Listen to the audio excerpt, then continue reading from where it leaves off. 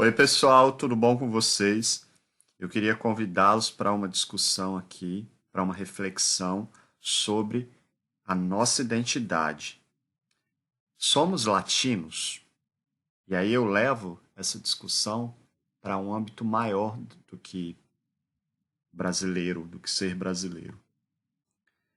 Acho interessante trazer isso aqui para o canal, até porque eu vivo como nômade, eu falo bastante, né, sobre cultura de outros países. Eu trago muita desconstrução sobre a nossa cultura aqui também. E então é importante para o meu canal esse assunto. Vamos pensar aqui um pouco comigo, pessoal. Vamos pensar um pouco. Eu, eu quero pensar com vocês aqui sobre isso a partir do meu sentimento de identidade e a partir de uma visão minha também geral sobre como eu enxergo o Brasil, como eu acredito que as pessoas se enxergam aí, e também à luz de conceitos relacionados a latino como cultura e língua. Primeiramente, o que significa, gente? O que significa dizer que a gente é latino? Né? Eu vou aqui para uma concepção, a gente pode pensar em América Latina, por exemplo. O Brasil, ele é visto por algumas pessoas no Brasil como alguns brasileiros não se identificam. Eu já ouvi essa conversa, eu já assisti a vários vídeos, também já li vários textos. E eu também tenho essa impressão sobre o brasileiro, que ele não se identifica como latino. Porque eu acredito que na cabeça dele, do brasileiro, o latino, ele ele está muito ligado a quem fala espanhol e aos países vizinhos ao Brasil, por exemplo, né? Então, nessa perspectiva, o brasileiro ele não se vê dessa maneira a grande maioria deles, eu acredito.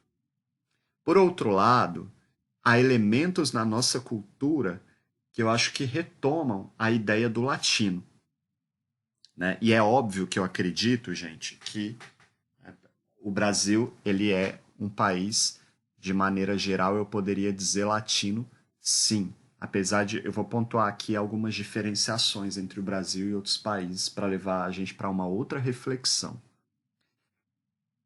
O seria latino em que sentido? No sentido da cultura e da língua, principalmente da língua. Eu não estou pegando aqui a América Latina para falar disso, não. Eu falo muito nos meus vídeos, aqui nos meus áudios sobre isso. O português do Brasil é uma língua de base latina. O francês, nessa perspectiva do que eu estou falando, também é uma língua de base latina. O italiano, então, eu vejo o Brasil, a Argentina, né? Eu posso fazer essa mesma referência para a Espanha, para Portugal, para a Itália, para a França, né? E até estabelecer, em relação a isso que eu estou dizendo, uma conexão aí de cultura e de língua nessa perspectiva nesses países, mesmo que Espanha, Portugal, Itália estejam nessa, né, em outro continente, continente europeu. E mesmo lá, eu vejo em relação ao que é dito como Europa, um afastamento, uma diferenciação deles culturalmente, que vem dessa relação com a língua. Isso é muito complicado de ser entendido, né? Então, por isso que há essa confusão de conceitos aí. Então, nesse sentido, o Brasil é latino, sim.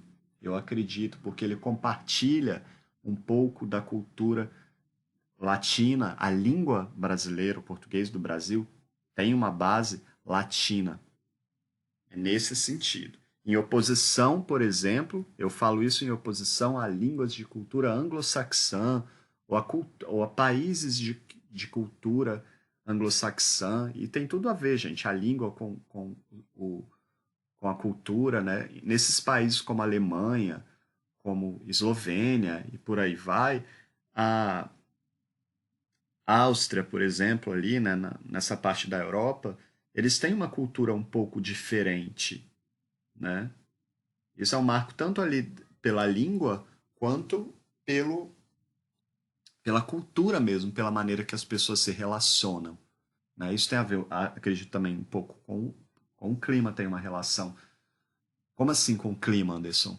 O fato, por exemplo, de a gente viver em um país tropical, em um país que tem um país muito quente, por exemplo, né?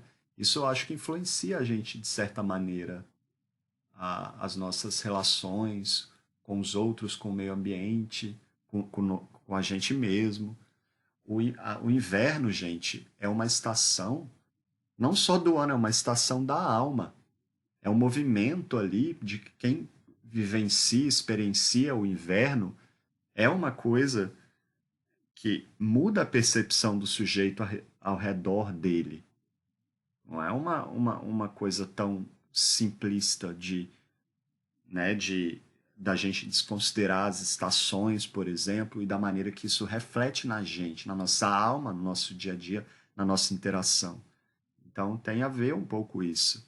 Né, e você pega ali mesmo na Europa, Espanha neva em algumas áreas, sim, né, mas é, não é um inverno tão rigoroso igual na Alemanha, igual na Áustria. Então, isso também entra nessa dimensão que eu estou falando, né? A respeito do que eu estou falando. Perfeito, entendemos isso.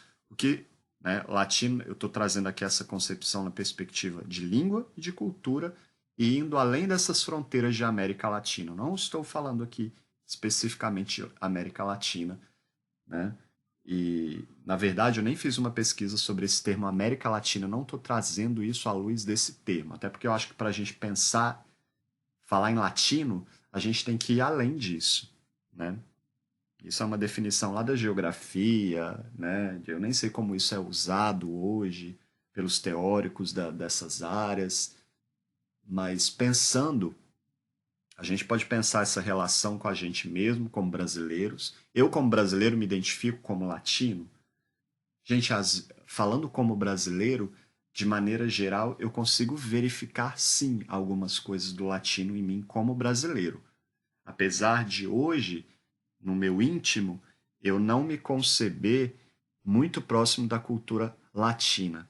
E eu vou explicar, e da cultura brasileira. E eu vou explicar por quê. Por um posicionamento crítico mesmo de afastamento de algumas coisas que eu não gosto. Mas isso não exclui tudo, gente.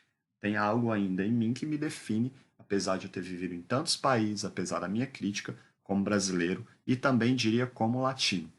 Né? Eu não me vejo como europeu, por exemplo, apesar de me identificar em muitos momentos com eles.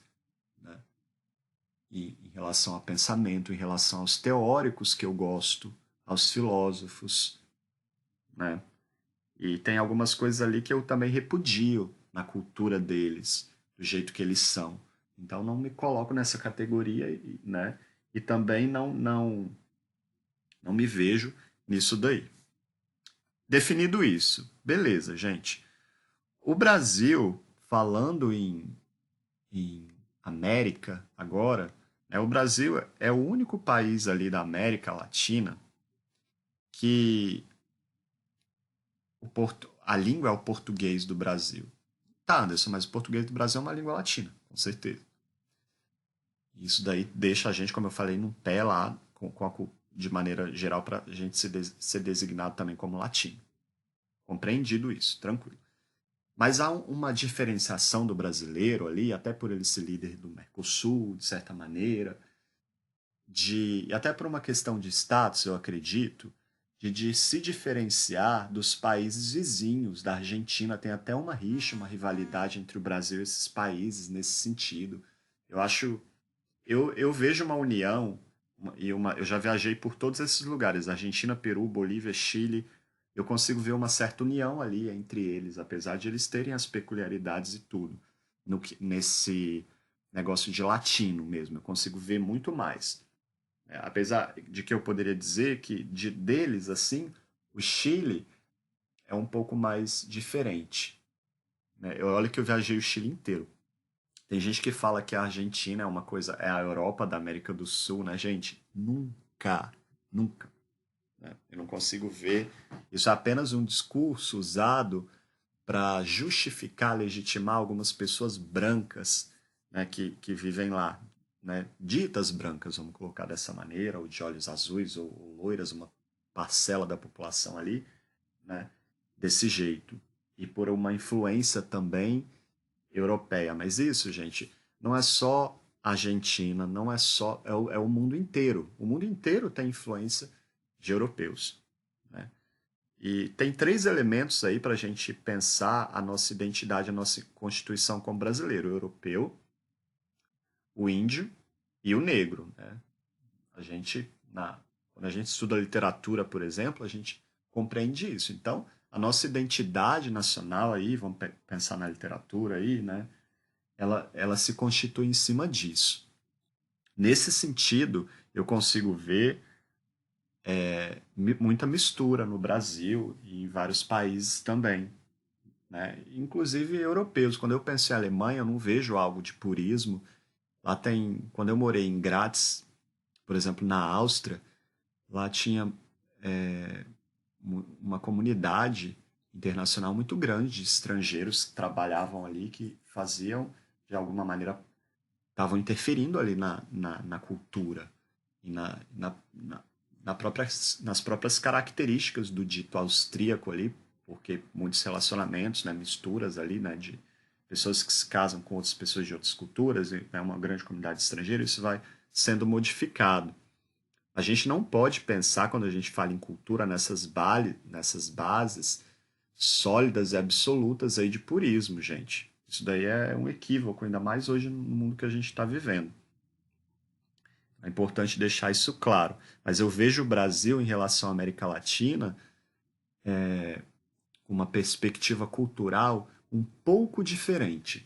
Mas isso não nos coloca como algo melhor ou superior, mas apenas diferente. Eu consigo ver isso na cultura brasileira, que ela tem uma certa diferença.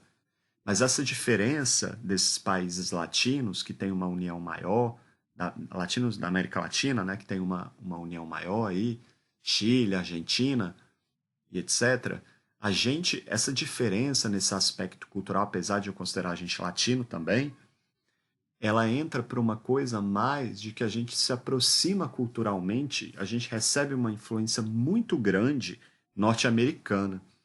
E isso, e também a gente recebeu influência no Brasil de culturas africanas também.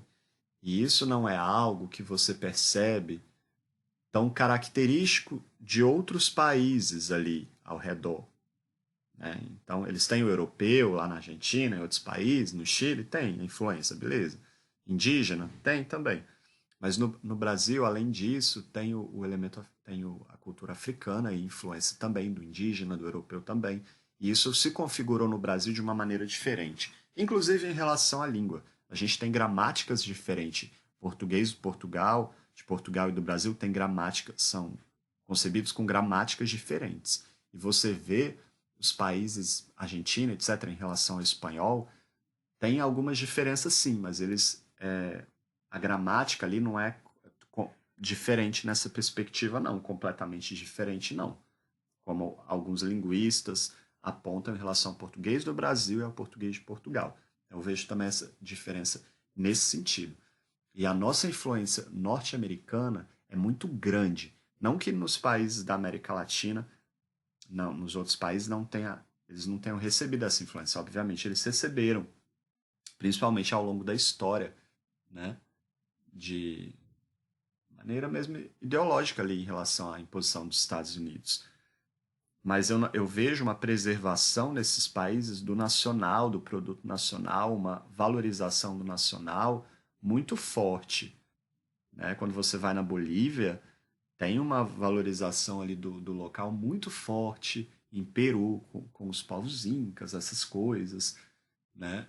E na Argentina também eu vejo essa valorização do, do nacional um pouco mais forte, da cultura nacional, da música nacional, né? E no Brasil, eu não vejo isso tão fortalecido. Eu vejo no Brasil um desprestígio do que é nacional, do local, da beleza local, apesar disso ter mudado bastante nos últimos 10 anos, principalmente em relação à beleza e ao produto nacional, às músicas. Isso não acontece só no Brasil, claro, gente. Esse estranhamento ele é comum em países latinos. Eu já vivi em muitos países de base latina, vamos dizer assim. E esse estranhamento é comum em todos eles, porque tem no mundo contemporâneo que a gente vive hoje esse mal-estar por você ser de um país não dito desenvolvido. E esse padrão de desenvolvimento ele está todo ligado a um modelo europeu, e principalmente desses países nórdicos ou de cultura anglo-saxã, Alemanha, Áustria, né? Aí tem a questão também dos Estados Unidos, aí vem a Inglaterra também junto disso, né? E então esse desprestígio do que é local tem a ver também com isso, com relação de poder, com os status dos países. E eu vejo isso no Brasil, mas eu vejo isso no Brasil de uma maneira mais forte. Mas isso não é algo que faz parte só de países emergentes ou subdesenvolvidos, não, viu? Na Austrália, por exemplo, eles têm um certo estranhamento, pelo que eu já estudei, pelo que eu já ouvi sobre a constituição deles ali, do produto nacional, porque tem muita mistura. Eu já vivi na Nova Zelândia, por exemplo, e lá também a população, uma grande parcela da população é composta de estrangeiros. Então isso muda essas dinâmicas de identidade dentro do país. É por isso que tem todo esse mal entendido aí sobre a gente ser latino ou não, né? Falei, beleza, da influência norte-americana. Agora eu vou falar para vocês de uma outra questão, o mal-estar em ser brasileiro. Gente, isso é uma coisa que eu sinto, né? Eu consigo me ver como um latino. Eu até fiz o meu processo de fazer tatuagem, de ter tatuagem, tem um pouco a ver com isso. Foi um momento que eu me entendi assim, eu sou brasileiro, eu sou latino, eu vou colocar isso em mim. Mas eu ouvi muito tempo que eu vivi no Brasil que esse discurso de se diferenciar por você ter um tom de pele mais claro, né? E eu não digo isso no discurso desses ativistas no Brasil, desses grupos, diversas vozes aí sociais, que tentam colocar, por exemplo, o brasileiro branco como algo completo, né, como se o branco tivesse lá na Europa, né, uma coisa de purismo e no Brasil não pudesse ter branco. Eu acho esse discurso problemático, porque ele coloca o loiro no Brasil num degrau superior. Ele coloca o loiro no Brasil, ou as pessoas que são do Sul, como alguém que uma coisa mais de purismo. E para mim eles são brasileiros loiros. E eu consigo ver essa concepção do loiro brasileiro. Tende a outras coisas, né, de domínio e de poder.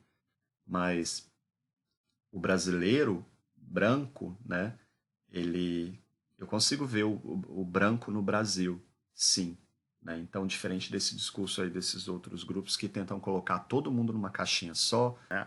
Eu não sei o que, que eles querem com esse discurso, né? De eles querem, né, trazer para o grupo deles, né, gente, fortalecer o discurso deles. Acho positivo, acho importante, mas isso é uma percepção errada, né? Porque se você vai falar de cor, de pele, desse tipo de coisa, eu acho que a gente tem que perceber o Brasil na constituição de europeu, de índio, de africano, disso tudo. Então a gente se constitui na diversidade, a gente é diverso, né? E isso significa que o branco também está no Brasil e não algures. Porque se a gente coloca o branco algures, a gente vai considerar o que é nacional, a gente vai desprestigiar o que é nacional. E a gente o brasileiro também tem um pouco a visão distorcida, eu acho, dele mesmo. É por acaso que uma grande parcela da população do IBGE se divulga branca e, né, não é. Mas aí qual que é o critério, né? É descendência, é um critério genético, é um critério visual. Mas tem muita gente que visualmente não tem a pele branca e se coloca como branco, né? Mas aí vem aquela questão também, mais uma vez, o que, que seria ser branco, né, gente? Seria parecer mais europeu, seria ter a pele branca, sei lá. Por exemplo, eu consigo ver a Shakira, vou dar um exemplo aqui. A Shakira, para mim, ela tem a pele branca e ela tem traços latinos e da cultura dela, né? Mas eu a considero, por exemplo, uma pessoa branca na cultura dela, né? Como algo latino. A Xuxa no Brasil é a mesma coisa, uma pessoa branca com aspectos latinos. A Gisele Bündchen, a mesma coisa. Que a cor da pele da Gisele Bündchen, para mim, não é tão branca, é uma pele mais bronzeada. E a pele da Xuxa também é um pouco mais bronzeada.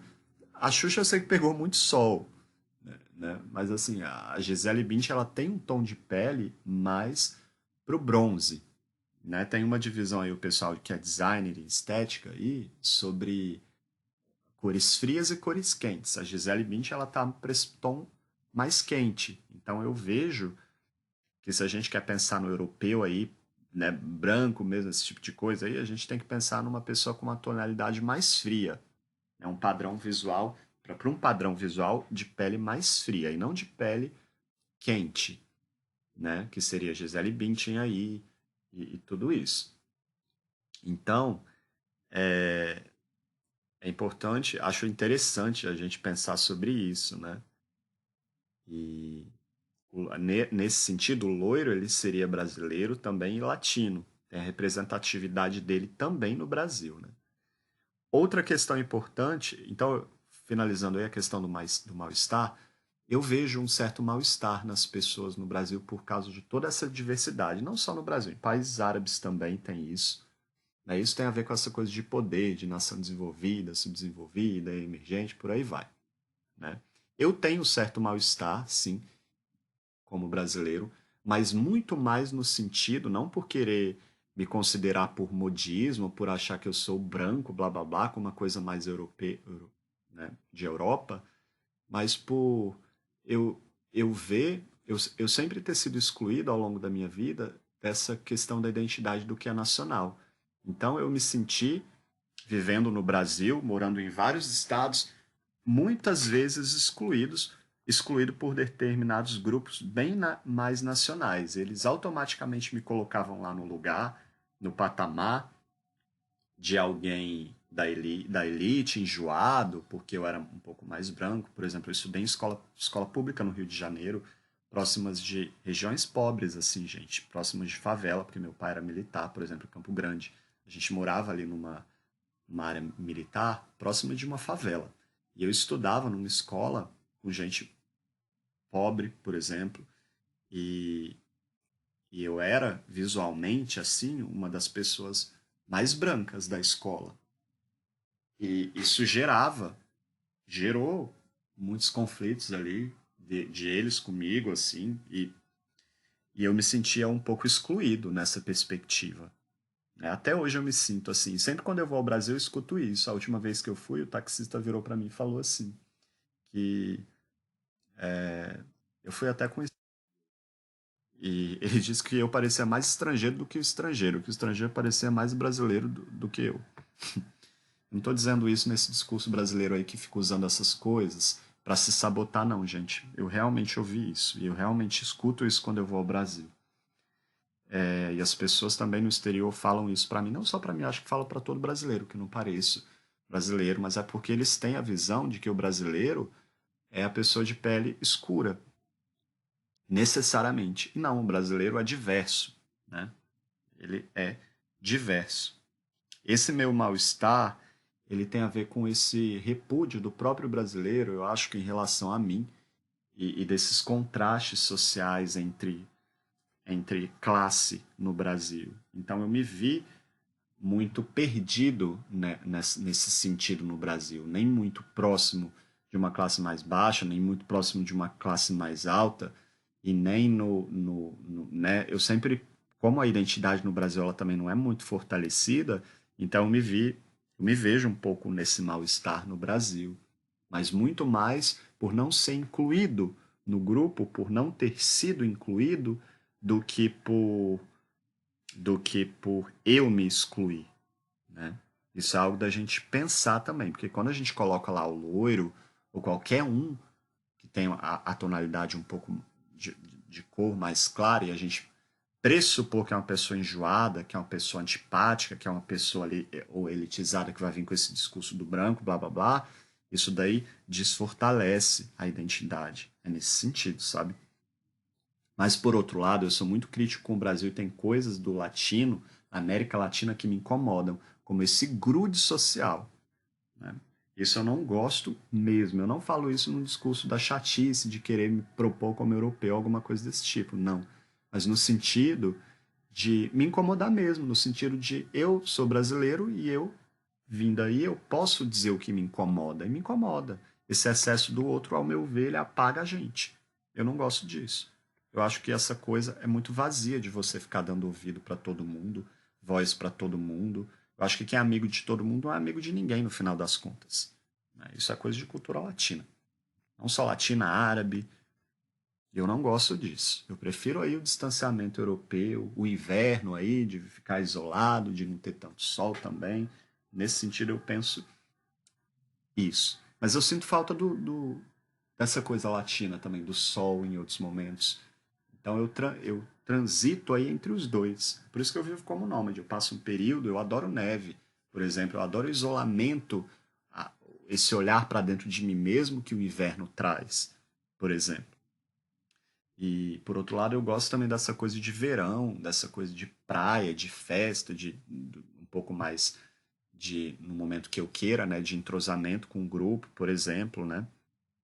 Tem uma outra coisa no Brasil sobre o sobrenome europeu, né, gente? Então, ele é mais. Isso vem com status. Gente, mesmo que alguns brasileiros não tenham sobrenome europeu, tem influência europeia no Brasil, mesmo no negro, mesmo no moreno, nas diversas tonalidades do brasileiro, porque tem muita mistura no Brasil e a gente sabe que o Brasil tem influência europeia, gente. Então não é porque o nome ali, né? Você não vai diferenciar pelo nome ou vai dar mais status mais próximo do nome.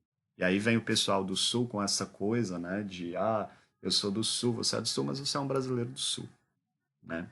Você tem comunidades europeias ali que tentam se proteger no Sul, né? Da mistura, da diversidade. Isso daí não os torna menos brasileiros. Estão em territórios brasileiro e são brasileiros. Mesmo que fiquem ali com umas culturas que vá com essa coisa de aquela festa lá da Alemanha, nem sei o nome, nem lembro o nome lá que tem na Alemanha, e que também tem no Sul. Não, me perdi agora, não lembro o nome não, gente.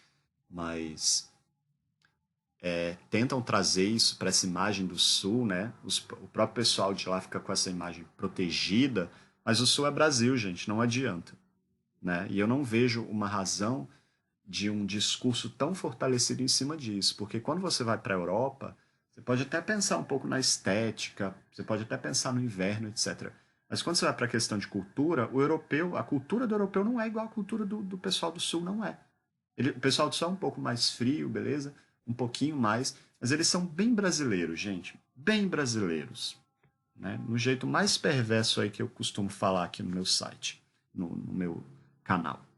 Então, ficar com esse discurso aí só distancia mais a gente. A gente é brasileiro, a gente é latino. Agora, se você não gosta, como eu não gosto de algumas coisas na nossa cultura, né, isso não deve ser dito que você não é, né, parte daquilo. Eu sou parte daquilo. Tem o aspecto da minha cultura lá da minha cidade, de Goiás, que eu amo, que é a comida. Eu não tenho como negar isso, né? Mas a gente tem que usar a racionalidade, investir em educação para a gente se entender, para a gente fortalecer a nossa identidade, porque a gente só tem a perder olhando também para fora. Isso é uma coisa de aceitação, de união. Isso favorece o local e favorece a nossa identidade. Espero que essa reflexão tenha feito algum sentido para vocês. Um abraço a todos e tchau, tchau.